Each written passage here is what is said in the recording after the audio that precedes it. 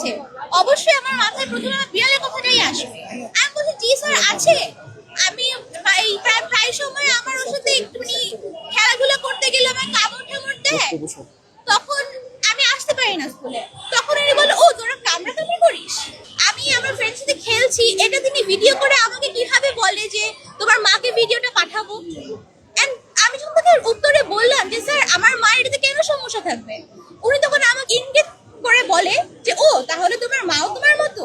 তিনি আমাকে প্র্যাকটিক্যাল ক্লাসে প্রাক্তন শিক্ষার্থীদের কথা উদ্দেশ্য করে আমাকে বলে যে তিনি আমাকে 20 বছর পরে তার জিন্স আর টপসে দেখতে চান, যেটা একজন টিচার হিসাবে তার মুখে খুবই অশোভনীয়।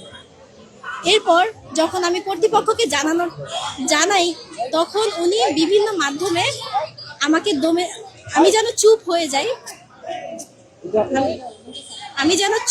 যাই, সেই ইয়াটা উনি করেন। সে ছাত্রদের মাধ্যমে সে আমাকে জানায় আমি যেন চুপ করে যাই। আমি যদি চুপ হয়ে যাই তাহলে আমার সহপাঠীবৃন্দরাও চুপ হয়ে যাবে, ওনার উপর থেকে অভিযোগটা উঠে যাবে।